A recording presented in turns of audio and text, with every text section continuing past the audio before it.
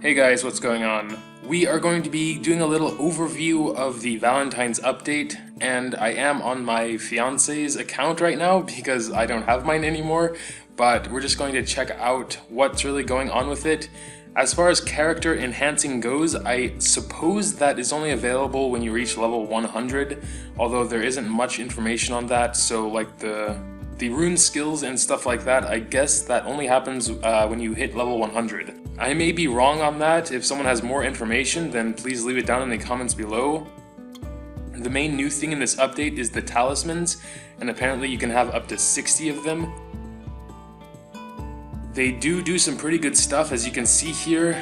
These are some of the stats they can give you: strength, brutality, angst, alacrity, I guess, stamina, and essence. All give 2 different stats: damage reduction, crit resist, crit reduction, stuff like that. I think angst is my favorite, which gives crit damage and crit reduction. I like those stats. And you can see here, you can get 5 of these packs, which contain 5 souls and some other stuff. I guess this is the equivalent of the black crystals for mounts, and this is, I have no idea. It's kind of overwhelming. It's totally new and something that we haven't really had before. But here is the Divine Book. You need 50 shards to make this. You can only buy 5 of these, and I think I counted, you can get up to 9 Fairy Guardian shards total. So from top-up rewards from this pack here. So definitely no one is or will have these talismans for at least a week or so, I would say. Probably more than that. If you can buy these 5 every day, then maybe someone can have it pretty soon, but right now no one has it and no one will have it for a while. Unless there is something I missed, but I don't think so. There's also the Valentine's outfit, which is very good. 10,000 net damage and 10% crit damage. So if you missed the New Year's outfit, you should definitely be grabbing this when you have the chance. Especially if you're a lower level, because for lower levels it is really great. Here's this activity pack for the card flipping stuff in the events panel we'll go over a little bit later. So here is a new pack called Valentine's Day, which is very interesting. It's luck-based treasure box opening, 10% chance to get 300 lunar tears, 30% chance to get 150 lunar tears, and 60% chance to get whatever that was. And it's the same with the black crystals and the ascension stones. And a new EXP card called Advanced EXP card, which is 10,000 EXP times your current level. So my old character was level 95, which means 950,000 times 5 is almost 5 million EXP. That's crazy. That's half of a level up there. I guess that may be because you need to be level 100 for character enhancing, so those higher levels that are close but not so close can be closer. So all this other stuff we've seen already before, it's all just the same stuff that we know, but those few items up there are new and quite interesting, although very expensive. So what else do we got in this update? This is just going to kind of be an overview. I'll go into more specifics in a future date, but we do have 4 new enhanced pets, including Master Shu. Very nice crit damage and crit, attribute fortify, so excellent. Probably the best in my opinion, crit damage and crit rate, very good. After casting readiness, the cooldown time of skills of nearby players will be reduced. Okay, so after 1 skill cast, okay, well that is a little bit confusing, but I guess if you use it on a player, they will have their cooldowns increased, so they won't be able to use their skills as often. Jib Jab, hit and dodge, pretty good for attribute fortify. What do we got here? Rare skill fortify. After casting Mojo, the player won't be affected by curse effect in 1.6 seconds. In 1.6, that's a little bit weird wording, and I don't exactly know what curse means. Curse effects. Maybe that means just control effects, I don't know.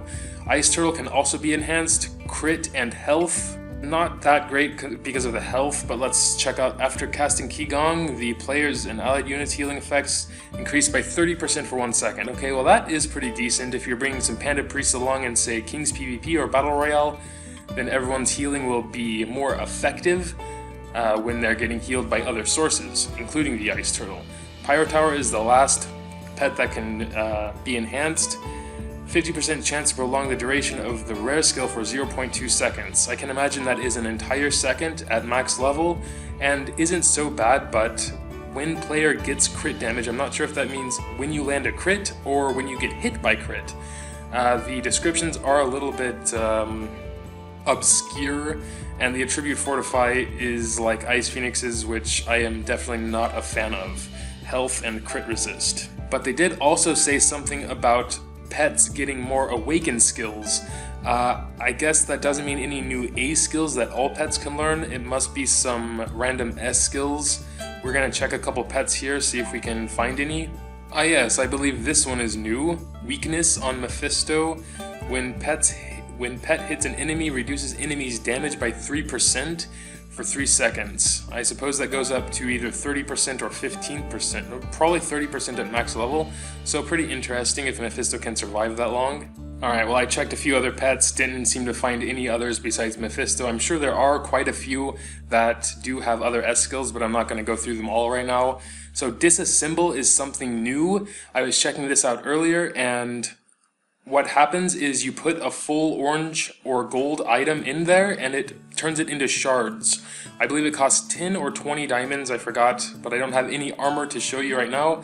It costs 10 or 20 diamonds to make them shards again. So this is good for saving backpack space or storage space, so you can just put like 10 items as shards into your storage, and so you could save some space that way. So pretty interesting if you need a lot of gear for different setups and stuff like that, so something to think about. Not that useful in my opinion, but it's there, it's new, it's something. They also added a few new achievements.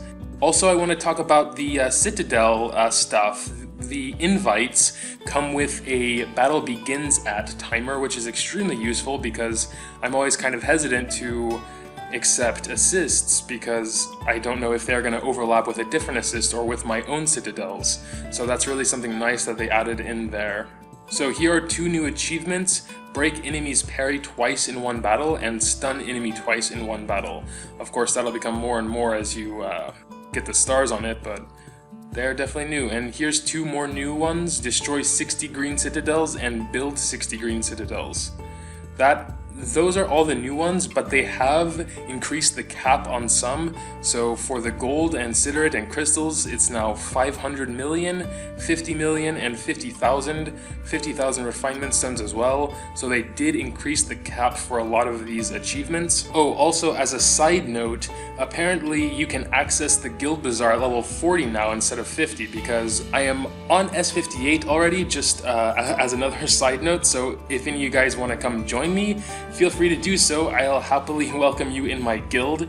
Yeah, I clicked on it, or actually my fiance clicked on it and told me that you have to be level 40 now. It says Guild Bazaar unlocks at level 40, it used to be level 50, so that's actually really cool. Can I have access to some other cool stuff early on? But that's basically it for the overview. I think I went over basically the most important things. Tell me if I missed something in the comments below. But yeah, that is going to wrap it up. Thanks a lot guys for watching, and until next time.